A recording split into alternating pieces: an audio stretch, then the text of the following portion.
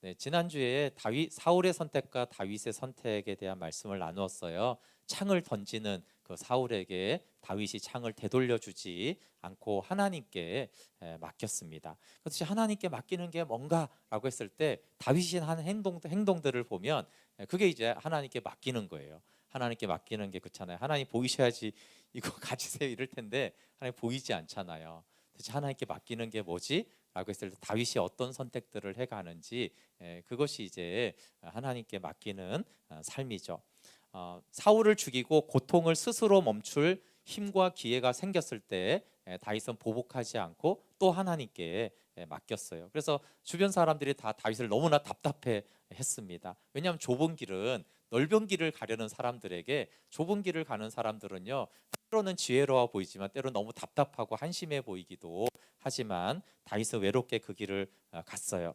그때마다 다윗 안에 있는 사울이 파괴되다가 마침내 사울이 완전히 깨어졌을 때, 그러니까 옛사람이 십자가에 못 박혔다라는 것을 그렇게 다윗 안에 사울이 제거되는 것을 통해서 보여줍니다.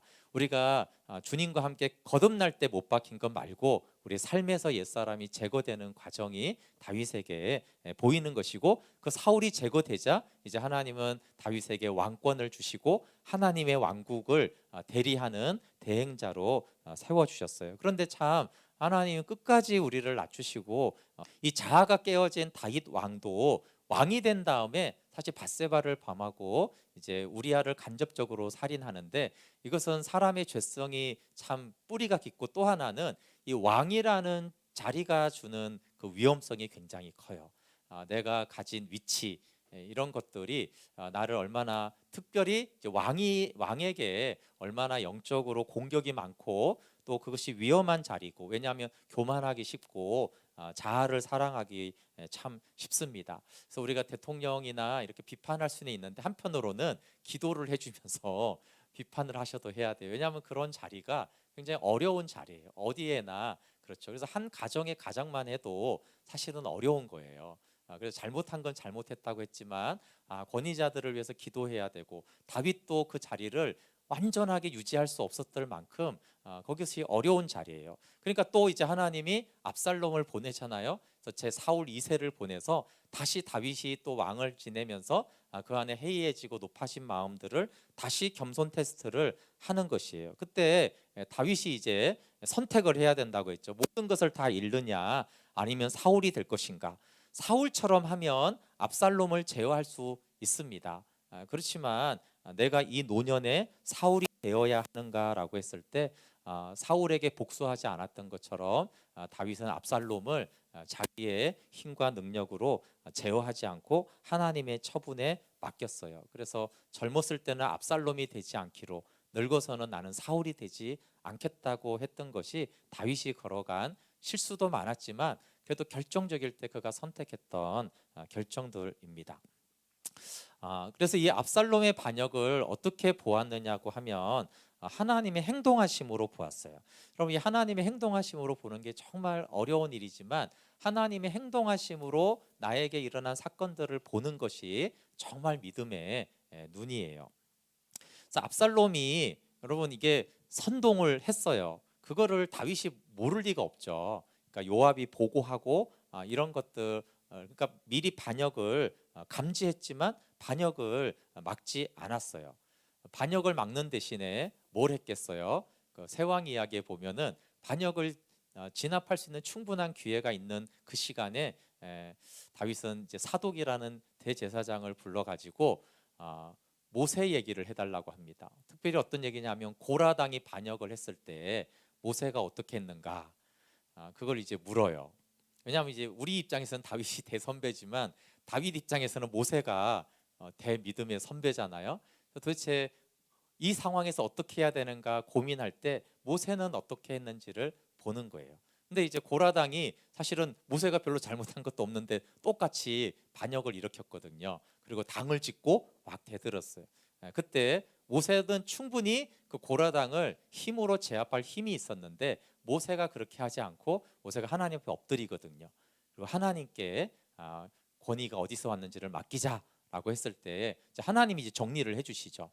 그래서 이제 고라 당을 심판하시고 이제 아론의 쌍난 지팡이 이런 것들로 쭉 얘기를 해요. 그러니까 압살롬이 그렇게 행할 때 다윗은 이 고라당의 반역 때 모세가 어떤 심정이고, 그러나 결국 모세는 어떻게 했고 또 하나님은 어떻게 하셨는지에 대해서 깊이 묵상을 하면서 나도 모세처럼 하나님께 경배하고 하나님의 처분을 맡겨야겠다. 그게 무슨 말이냐면 모세가 그 고라당의 말도 안 되는 반역을 하나님의 행동하심으로 보았다는 거예요. 그래서 다윗도 똑같이 이 압살롬의 반역을 하나님의 행동하심으로 받아들이는 거죠. 하나님의 행동하심으로 받아들일 때만 우리는 내 힘으로 제어하지 않고 하나님께 맡길 수 있어요. 왜냐하면 하나님이 하신 일이니까 하나님이 결론도 내리십시오라고 하는 거예요. 근데 그게 인간이 한 거면 내 인간이 또 그거를 이제 제어하면 되는 것이죠. 그래서 이것이 하나님의 행동하심으로 보는 것이 또 사람들에게는 어리석고 미련해 보이지만 사실 그것이 모세나 다윗이나 믿음의 사람들, 요셉이나 그렇게 보았던 삶입니다. 그러니까 하나님의 행동하심으로 보았기 때문에 여러분 사무엘하 15장을 한번 찾아보실래요? 시편과 사무엘하를 오늘 복구에 두 곳만 볼 거니까 시편을 딱 겹쳐놓고 사무엘하 15장 25절을 볼게요. 다윗이 이 압살롬의 반역으로 이제 예루살렘을 떠나기로 해요. 사실 이것 자체도 예루살렘 성이 견고한 요새이기 때문에 여기서 싸우는 것도 꽤 유리하거든요. 근데 어쨌든 이제 다윗은 예루살렘을 떠나기로 합니다. 그리고 이제 다시 예루살렘으로 돌아올지 안 올지 모릅니다. 근데 다윗이 결론이 낸 것이 있는데 그게 뭐냐면 하나님은 선하시다는 거예요. 반역이 일어났고 예루살렘에서 도망가면서도 일단 하나님은 선하세요. 이게 다윗이 내린 결론인데, 그렇지만 이 상황이 어떻게 전개될지는 도무지 모르겠다. 이게 이제 다윗인데 사무엘 15장 25, 26절을 읽어보면 그 내용이 나와요. 같이 읽어볼게요. 시작. 왕이 사독에게 이르되 보라, 하나님의 궤를 성읍으로 도로 메어가라. 만일 내가 여호와 앞에서 은혜를 입으면 도로 나를 인도하사 내게 그 궤와 그 계신 데를 보이시리라. 그러나 그가 이와 같이 말씀하시기를 내가 너를 기뻐하지 아니한다 하시면 종이 여기 있사오니 선히 여기시는 대로 내게 행하시옵소서. 종이 여기시는 대로 내게 선하게 행하여 주십시오. 그러니까 의문은 있었는데 과연 내가 다시 왕이 될지, 영원히 여기서 이제 쫓겨날지는 나는 몰라요. 그런데 만약에 돌아오면 어떤 거예요? 당연하지. 그게 아니라 그건 하나님의 은혜를 입은 거예요. 그리고 만약에 다시 예루살렘 못 돌아오고 이제 왕에서 쫓겨나갖고 이제 도망 다니게 되면 그때는 어떻게 한다고요? 종이 여기 있사오니 하나님이 선히 여기시는 대로 내게 행하시옵소서. 이게 하나님의 행동하심으로 보기 때문에 나오는, 하나님의 선하심을 신뢰하기 때문에 나오는 거예요. 그러니까 다윗도 우리처럼 몰라요. 이 상황이 어떻게 이럴 수가 있어? 도대체 이건 어떻게 앞으로 될 거야? 이런 건 우리처럼 동일하게 모릅니다. 근데 다윗이 아는 거는 하나님은 여전히 선하시다는 거예요. 이 상황 속에서도. 그리고 결과가 내가 원하는 대로 되지 않고 더 나쁘게 될지라도 그것도 하나님은 선하신 대로 행하는 것이니까 그대로 행하십시오라는 이 결론을 내리고 도망을 갑니다. 그러니까 참 일이 안 되기 시작할 때 최악의 상황에도 주님은 선하시다라고 그렇게 이제 고백하고 그 험난한 길을 걸어가는 것이죠. 이것이 이제 자아가 깨어진 자의 고백입니다. 비참함과 심판까지, 배신까지도 하나님이 하신 일이라면 하십시오. 그것은 선한 일입니다.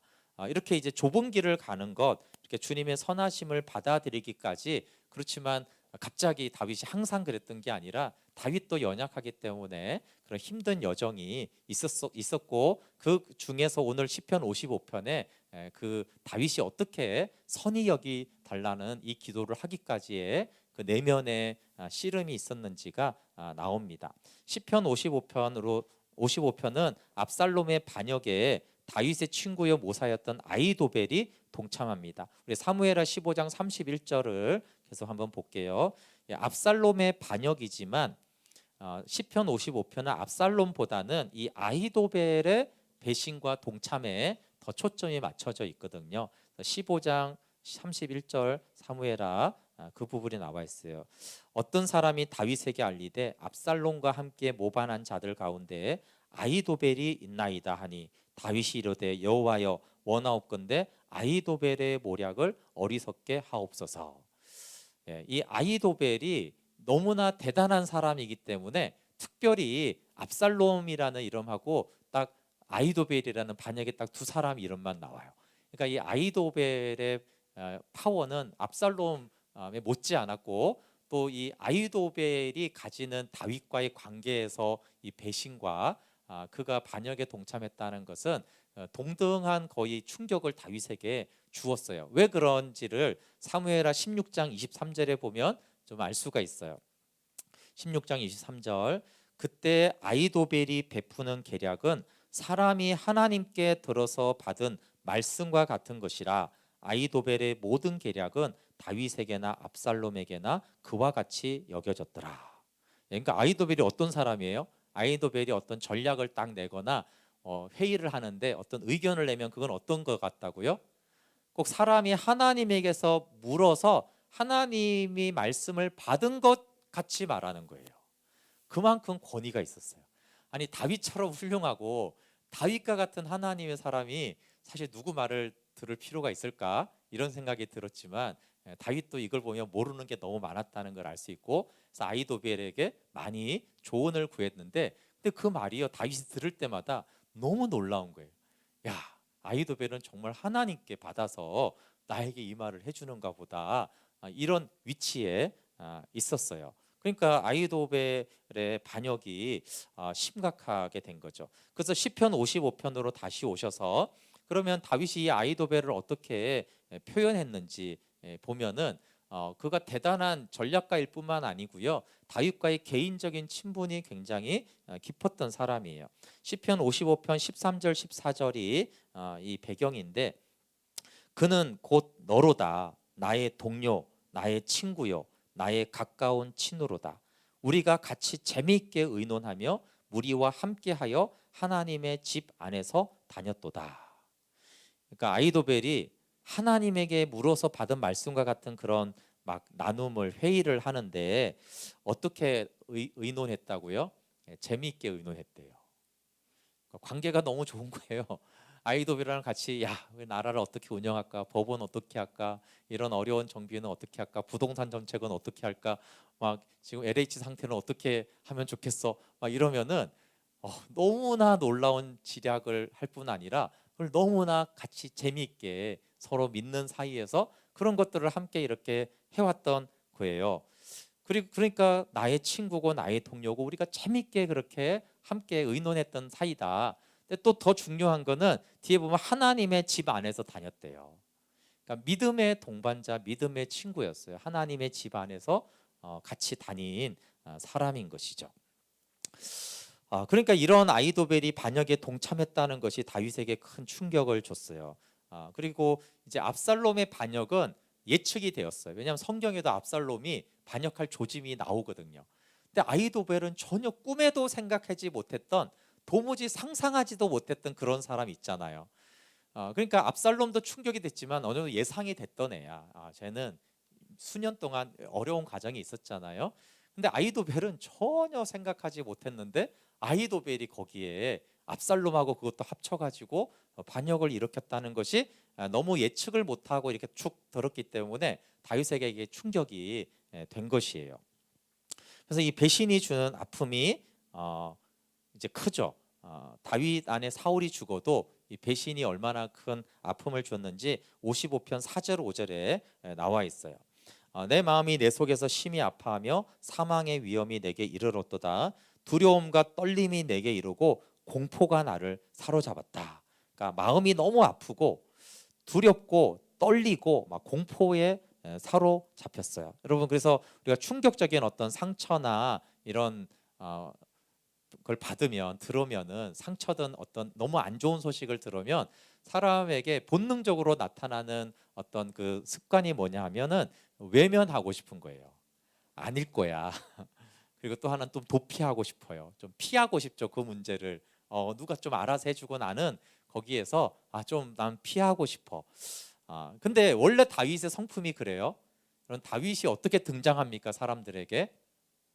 골리앗을 향해서 물맷돌을 가지고 달려가던 다윗이에요. 굉장히 담대하지 않습니까? 예, 그 거장인 그 거인인 골리앗 장군에게 물맷돌을 가지고 달려가면서 하나님의 이름으로 내가 나간다고 했던 그렇게 담대한 다윗이 오늘 여기 6절부터 8절에는 완전히 다른 말을 해요. 6절부터 8절 한번 볼게요. 나는 말하기를 만일 내게 비둘기 같이 날개가 있다면 날아가서 편히 쉬리로다. 내가 멀리 날아가서 광야에 머무르리로다. 내가 나의 피난처로 속히 가서 폭풍과 광풍을 피하리라 하였도다. 네, 어떤 게 생각나냐면 그 인기 프로그램 중에 나는 자연인이다. 네, 여기 대표적인 사람이 아파서 들어간 사람이랑 좀 세상이 너무 피곤해서 들어간 사람들이 꽤 있어요. 사람 대인기 피증도 있는 사람도 있고 공황 장애가 있기도 해서 경쟁도 없고 서로 비방하거나 막 이런 복잡한 인간관계도 없잖아요. 그래서 그냥 산속에 들어간 사람들이 꽤 있는데 지금 다윗이 그거예요. 만일 내게 비둘기같이 날개가 있다면 나는 저 광야 아무도 없는 곳에 가서 나는 좀 피하고 싶다. 거기서 좀 광야에서 나는 쉬고 싶다. 그래서 이게 이 광풍이 폭풍이 다 지나갈 때까지 나는 좀 거기 좀 숨었다가 내가 한 3년 뒤에 나오면 다 뭔가 해결이 되는 그랬으면 좋겠다라고 말하는 거예요. 그러니까 수없이 전쟁터를 향해서 달려갔던 다윗이에요. 그러니까 사실 이 다윗을 보면은 정말 그 사람을 무너뜨린 게 두 가지가 있는데 하나는 환경이고 하나는 상처예요. 다윗 같은 경우는 환경이 그를 지배하지 못했어요. 그냥 전쟁터처럼 위험한 곳이 없는데 그는 전장을 누비면서 승리했던 장수니까 피 흘리는 막 처처에 죽어가도 담대했던 사람이에요. 근데 다윗이 어디에서 많이 무너지냐면 이 배신이죠. 믿었던 친구의 그 배신에 이렇게 마음이 아파하고 고통스러워하고 나는 도망가고 싶다 이렇게 말하고 가장 믿었던 친구의 배신이 다윗의 마음을 무너뜨립니다. 그래서 시편 55편 12절을 표준세 번역이 더 쉽게 번역이 돼서요. 이렇게 돼 있어요. 나를 비난하는 자가 차라리 내 원수였다면 내가 견딜 수 있었을 것이다. 나를 미워하는 자가 차라리 자기가 나보다 잘났다고 자랑하는 내 원수였다면 나는 그들을 피하여서 숨기라도 하였을 것이다. 그러니까 나를 비난하고 공격하는 그들이 원수였다면, 그러니까 블레셋이 그렇게 해온다면 나는 얼마든지 견디고 나갈 수 있다는 거예요. 근데 내 절친이 내 신앙에 내 믿음이 끝까지 믿음으로 하나님과 함께 갈 그 사람이 내게 배신했기 때문에 나는 견디기가 너무나 힘들다 이렇게 말합니다. 여러분 십자가의 특징, 십자가의 사순자를 우리가 고난 주간이라고 하는데 고난에서 가장 큰 특징은 예수님의 육체적인 것과 영적인 것과 정신적인 게 있잖아요. 근데 성경의 초점은 가장 극심한 것은 영적인 고통이고 그 다음은 정신적인 고통이에요. 그래서 성경이 굉장히 많이 다루는 것은 사실은 어떻게 사람들이 예수님을 배반하고 거절했는지에 대한 분량이 많아요. 그러니까 채찍질과 십자가에 못 박는 이 육체적인 고난에 대해서 표현하는 것보다는 사람들이 어떻게 예수님을 거절하고 배신했는지, 그래서 가룟 유다의 그 배신이 잘 나오고 베드로가 어떤 식으로 예수님을 부인하고 저주했는지가 잘 나와요.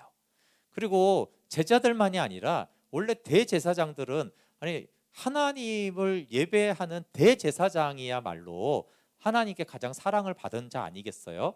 그러니까 대제사장들이 재판을 해서 예수님께 누명을 씌우는 것은 아이도벨의 반역과 같은 반역 행위들인 거예요. 그러니까 그런 하나님께 복종하고 예수님을 사랑하고 섬겨야 될 대상들이 어떻게 예수님을 버렸는가, 어떻게 거절했는가, 어떻게 배신했는가라는 부분이 십자가 고난을 묘사할 때 상당 부분을 차지하고 있어요. 왜냐하면 십자가의 특징이 배신과 거절이기 때문에 그래요.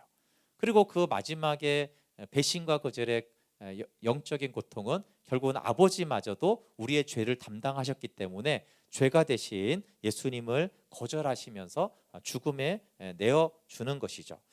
그래서 이 다윗이 나를 비난하는 자가 내 원수였다면이라고 하듯이 예수님이 이 십자가의 고난이 단순히 육체적인 것만이라면 내가 참을 수 있었겠지만 이것이 배신이 있고 아버지의 거절이 있기 때문에 예수님에게도 쓴 잔이었어요. 그래서 성경 전체에서 가장 이해되지 않는 본문은 예수님이 겟세마네를 싫어했다는 거예요.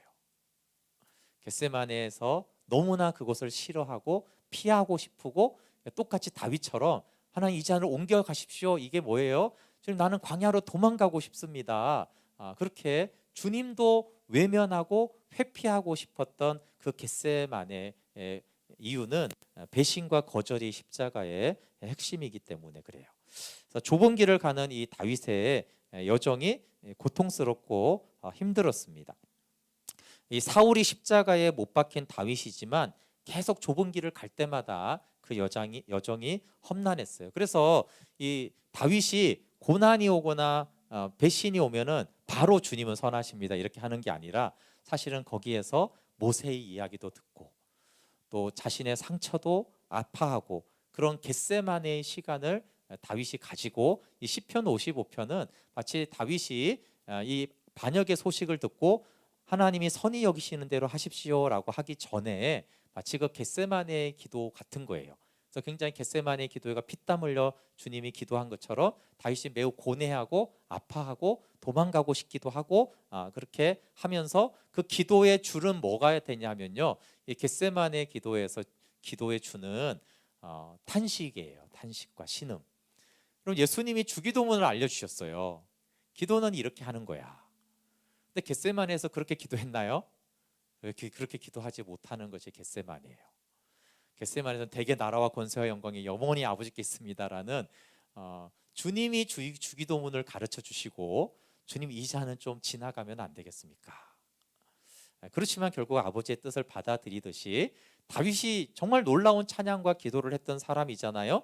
그런데 이 공포와 도피와 배신 속에서 그가 할 수 있었던 기도는 17절에 보시면, 저녁과 아침에도 한낮에도 내가 탄식하면서 신음할 것입니다. 내 울부짖는 소리를 들어주십시오. 그러니까 이 반역의 소식을, 아이도벨의 배신을 듣고 다윗이 기도를 했는데, 기도는 했어요. 근데 기도가 신음하는 거예요. 탄식하는 거예요. 그리고 울부짖는 거예요. 그게 이제 고통 가운데 드렸던 다윗의 기도입니다. 왜냐하면 감사와 찬양할 힘이 없어요. 그러니까 하나님 앞에서, 그래도 다윗이 훌륭한 것은 실제로 도망가지 않고 신음하면서도 하나님 앞에 와가지고 끙끙거리는 거예요. 어쨌든 하나님 앞에 와가지고 신음하면서, 지금 내가 너무 아픕니다. 너무 공포가, 너무 배신감에 나는 치를 떨어서 내가 이걸 어떻게 해야 될지 모르겠고, 또 실제로 압살롬과 아이도벨의 그 반역이 나는 두렵습니다. 왜냐하면 이 상처를 받으면 담대함을 잃어버리니까 실제로 이제 군사적으로도 이제 두려운 거죠. 예수님이 아버지 이 잔을 내게서 지나가게 하옵소서 기도했던 이유입니다. 그런데 여기서 신음하는 기도의 초점이 여러분 중요해요. 내 뜻을 관철시키기 위해서 신음하는 게 아니에요. 저것들 다 죽여버리십시오. 이렇게 보복성으로 하는 게 아니고, 겟세마네의 기도는 아버지의 뜻을 내가 받아들이고 싶은데 그것이 너무나 힘듭니다. 다윗도 뭐예요? 결국은 예수님은 그 잔을 마시는 것이고, 다윗은 내 주님이 선하신 대로 하십시오, 이게 쓴 잔을 마시는 거예요. 근데 이 내 주님 망하든 내가 죽든 왕에서 쫓겨나든, 그래서 막 심의고 막 비난하고 조롱하잖아요. 내가 조롱과 멸시를 받던 하나님은 선하시니 그대로 행하십시오라는 이 고백을 하기 전에 신음과 탄식이 있는 거예요. 그러니까 다윗의 근데 기도의 초점은 아버지의 뜻을 받아들일 수 있도록 기도하는 거예요. 이게 중요하죠. 하나님, 내 뜻을 관철시키기 위한 기도가 아니라 하나님의 뜻을 내가 못 받아들이겠는 거예요. 근데 그것을 받아들이기까지 그가 아침에 저녁에, 그 유대인들은 저녁부터 시작해요. 그래서 저녁 이렇게 시작이 고백이 되어지는데, 근데 하루 종일 신음하면서 아버지의 뜻을 내가 좀 받아들이게 해 주십시오라고, 그것이 기도의 초점이었어요. 그냥 20절에 봐도 아이도벨의 화목과 언약을 배신한 것이 여전히 칼처럼 나는 아픕니다 이렇게 고백하거든요. 그렇지만 마침내 이 모든 상처와 배신을 하나님께 맡기는 고백이 22절과 23절이에요. 22절, 23절 한번 볼게요.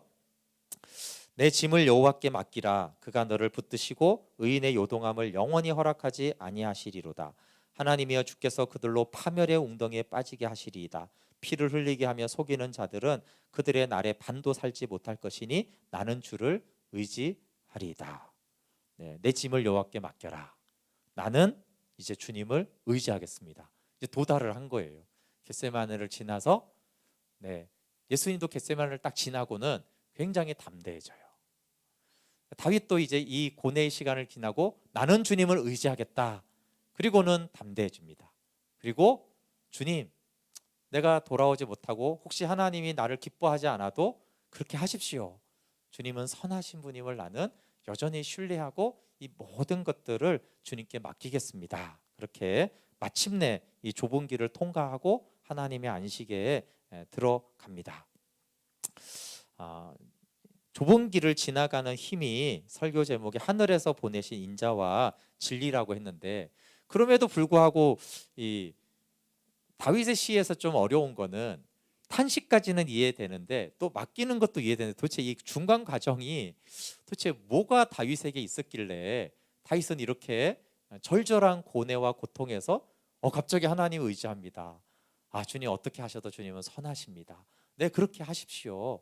그렇게 할 수 있는가? 또 사실 요셉도 보면 막 감옥까지, 그런데 왜 딱 나오니까 나를 보내신 분은 당신들이 아니요 하나님이시다. 도대체 그 사이에 뭐가 있을까? 그것이 다윗의 시를 반복해서 보면은 우리가 좀 알 수가 있어요. 뭐냐면 다윗의 시를 반복해서 보면은 반복해서 나오는 고백이 인자와 진리, 인자와 신실함이라는 단어가 굉장히 많이 나오고 반복이 돼요. 탄식과 고통에서 인자와 진리를 보면서 다윗이 하나님께 맡기고 찬양한다는 것을 알 수가 있어요.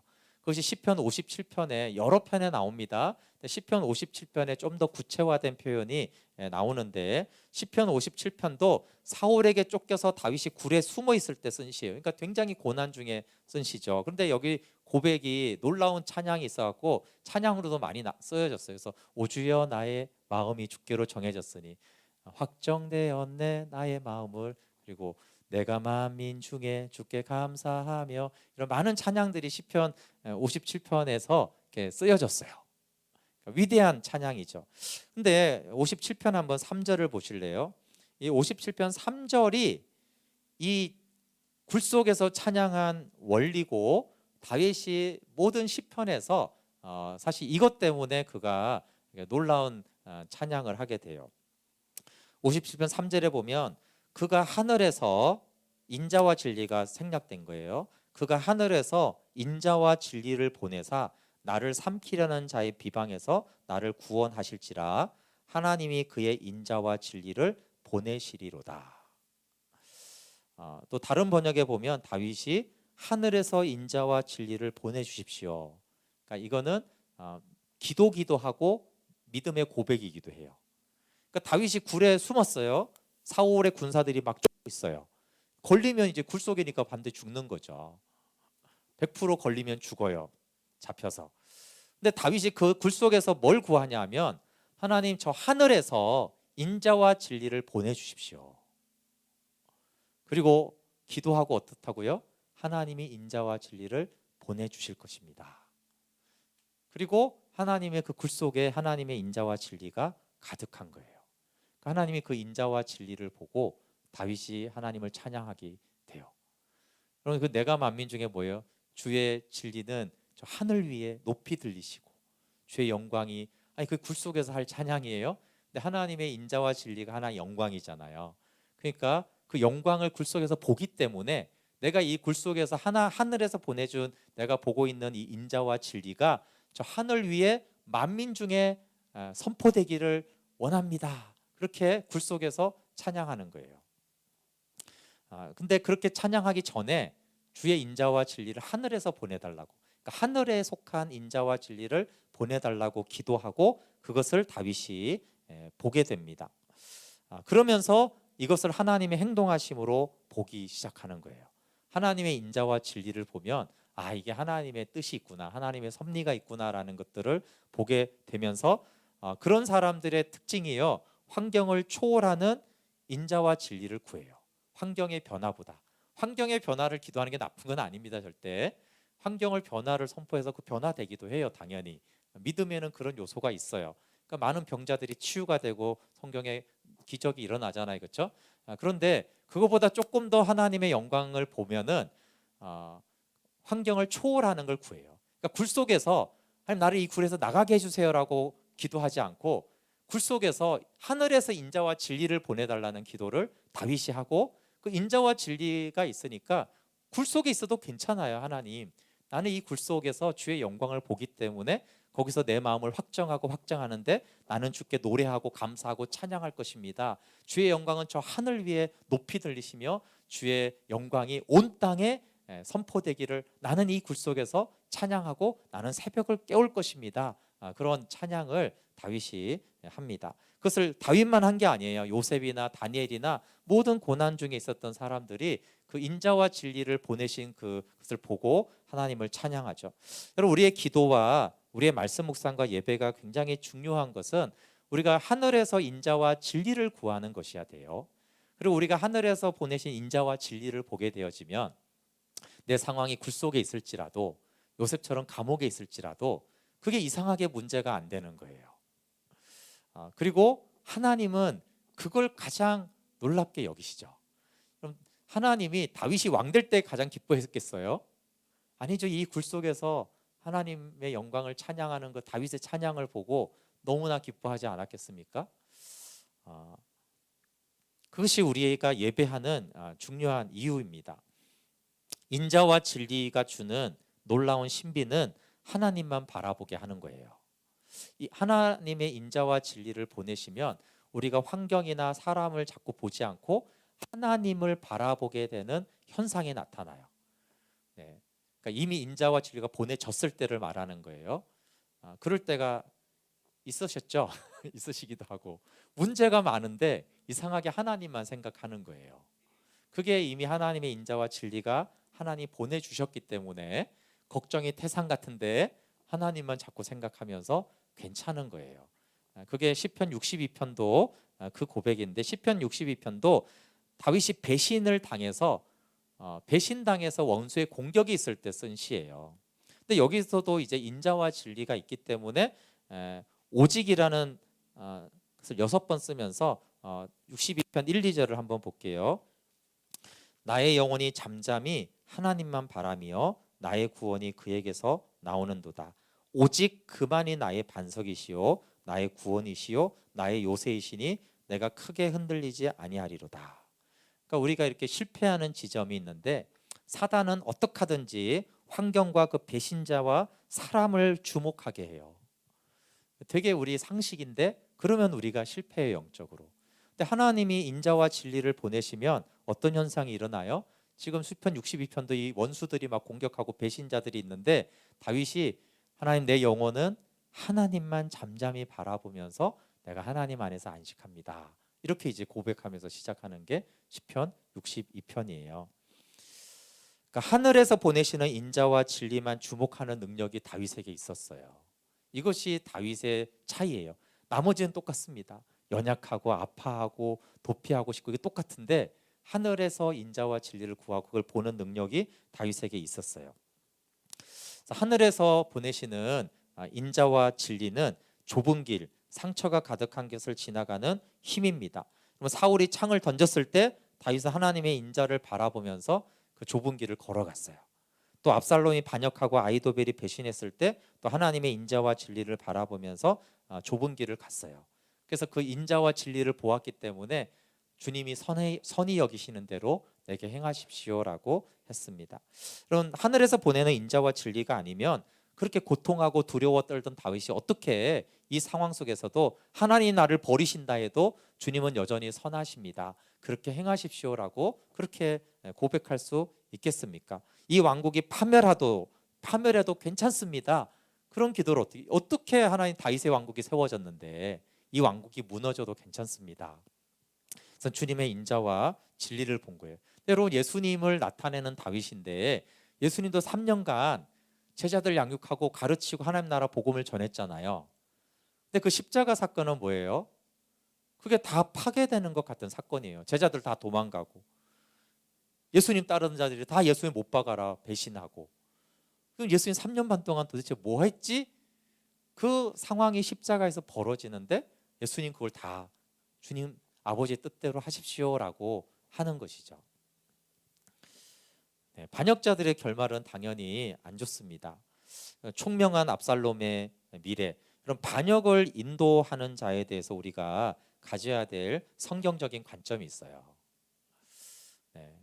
이것은 혹시 그 박정희 대통령을 좋아하시는 분들이 오해하지 마시고, 박정희 대통령이 쿠데타를 일으켰기 때문에 그는 탁월한 하나님의 사람은 아니에요.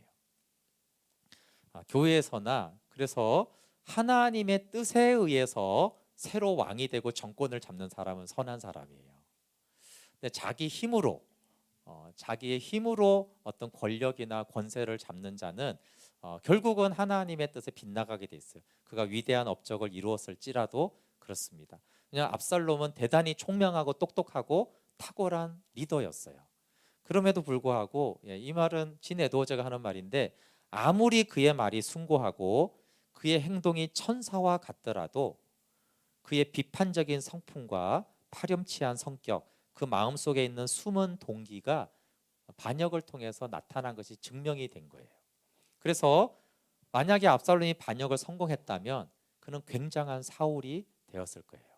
초기에는 안 그럴 수 있겠죠. 선정을 베풀 수 있을지 모르지만 결국은 그 안에 사울이 있기 때문에 내면 안에 그는 굉장한 사울이 됐을 거예요. 그러니까 압살롬이 이제 반역가 바로 죽지만 사실 잘 죽은 거예요.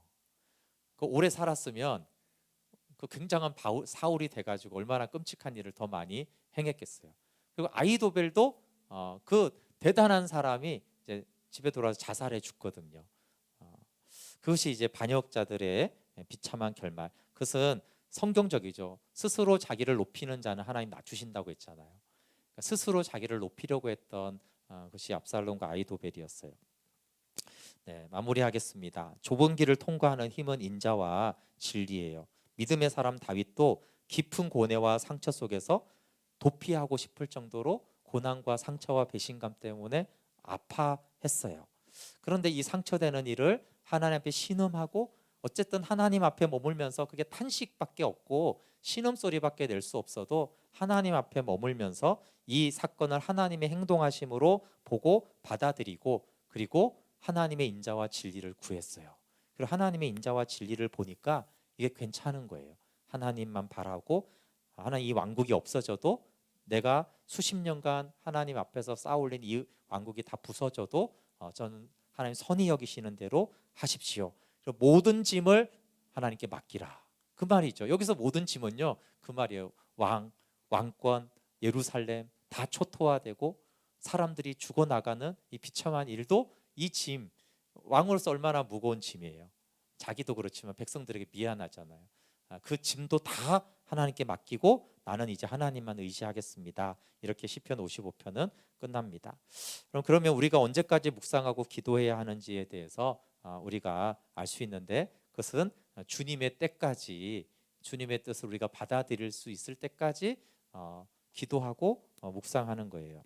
네. 이 본문은 설명하지는 않을게요. 근데 누가복음 18장을 묵상하셨다면 이게 같은 얘기를 하고 있는 거예요. 언제까지라는 것에 대한 대답에 대해서 예수께서 그들에게 항상 기도하고 낙심하지 말아야 할 것을 비유로 말씀하여, 내가 너희에게 이르노니 속히 그 원한을 풀어 주시리라. 그러나 인자가 올 때에 세상에서 믿음을 보겠느냐. 항상 기도하고 낙심하지 말아야 되는 거예요. 다윗이 이런 사람이에요. 근데 여기 항상 기도하고 낙심하지 말라는 거는 낙심할 일이 있다는 게 없다는 거예요. 너무 많은 거죠. 낙심할 이유가 없는데 왜 낙심하지 말라고 불의의 재판관 과부의 그 비유를 하겠어요. 근데 다윗이 항상 기도하고 비록 신음할지라도 계속 기도했어요. 그리고 낙심할 위기가 수십 번 처했지만 결국은 낙심하지 않고 하나님 앞에서 계속 기도했어요. 그런데 예수님의 이 8절에 보면요, 마지막에 이게 별로 없다는 거예요. 인자가 올 때 세상에서 믿음을 보겠느냐. 그러니까 예수님 재림하시면 다윗처럼 항상 기도하고 낙심하지 않는 자가 별로 없다는 거예요. 다윗처럼 낙심이 되는 그 중에도 겟세마네 동산에 올라가서 끝까지 하나님 앞에 기도하는 자가 별로 없을 것 같다. 그걸 예수님이 안타까워하죠. 반대로 뒤집으면, 여러분, 그래서 다윗은 연약하지만 위대한 사람이에요. 왜냐하면 인자가 올 때 믿음을 보겠느냐라고 했을 때 다윗에게서 하나님 믿음을 봤어요. 너에게 믿음이 있구나. 그 말은 고뇌가 없었다, 상처가 없었다, 이런 말이 아니에요. 끝까지 다윗이 하나님 앞에 주의 인자와 진리를 구하고 그 인자와 진리를 바라보면서 끝까지 기도한 사람이었기 때문에, 그리고 그 인자와 진리로 하나님을 의지했기 때문에 그래요. 여러분, 우리는 좁은 길, 좁은 문으로 예수님이 오라고 했는데 우리는 그렇게 갈 힘이 없어요. 다윗을 보면 다윗도 그런 힘이 없는데, 근데 다윗이 어떻게 그 길을 갔냐 하면 하나님 하늘에서 인자와 진리를 보내주세요. 그리고 이 기도를 하나님 기뻐하셔서 그 인자와 진리를 보내주시고, 그 인자와 진리를 바라보면서 다윗이 뚜벅뚜벅 낙심하고 넘어지지 않고 결국은 끝까지 겟세마네라는 고뇌의 시간이 있지만 그 길을 통과해서 위대한 믿음의 고백으로 하나님을 찬양하는 하나님의 사람이 되었습니다. 다윗이 그랬다면 우리가 그 인자와 진리가 없이 어떻게 좁은 길을 가겠습니까? 우리 함께 같이 기도하고 좀 찬양할게요. 네, 시선이라는 찬양인데요, 모든 시선을 주님께 드리고 나의 영혼이 잠잠히 하나님만 바랍니다. 그 고백이거든요. 네, 그래서 하나님, 우리의 시선을 자꾸 우리가 뺏기기 쉽잖아요. 한 주간도 되돌아보면 시선을 많이 뺏겼죠. 하나님을 바라보는 것에서 자꾸 여러분 각자 처한 그 시선에 많이 빼앗긴 그 시선을 우리 하나님께 드리며, 하나님 그렇게 인자와 진리를 보게 해주십시오. 찬양하고 기도하겠습니다.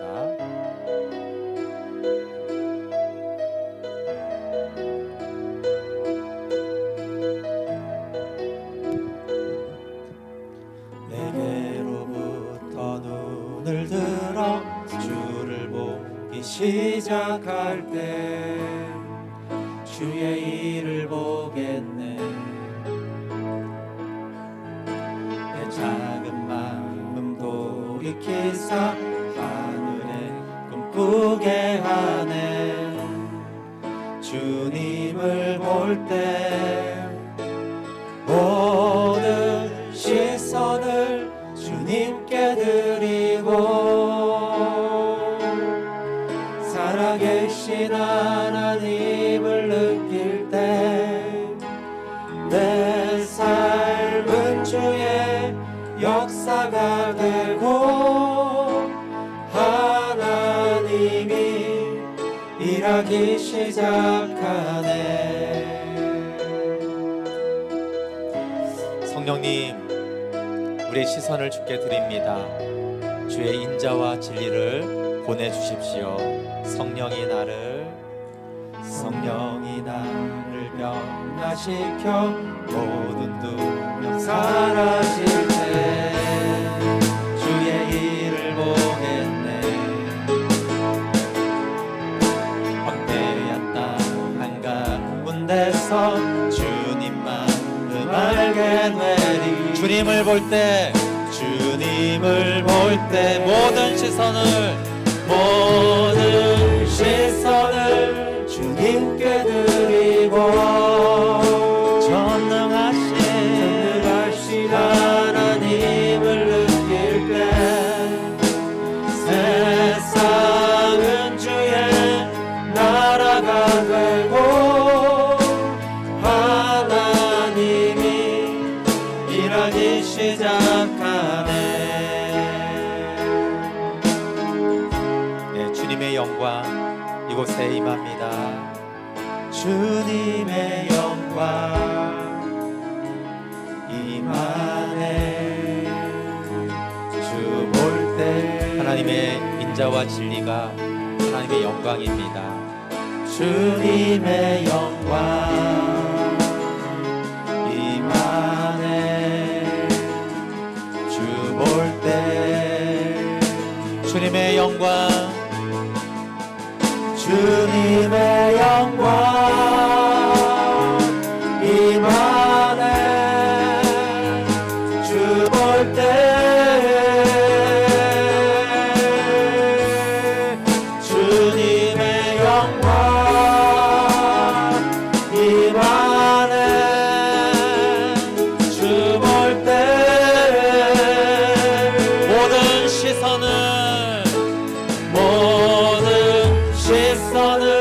주님께 드리고 살아계신 하나님을 느낄 때 내 삶은 주의 역사가 되고 하나님이 일하기 시작하네. 함께 기도하겠습니다.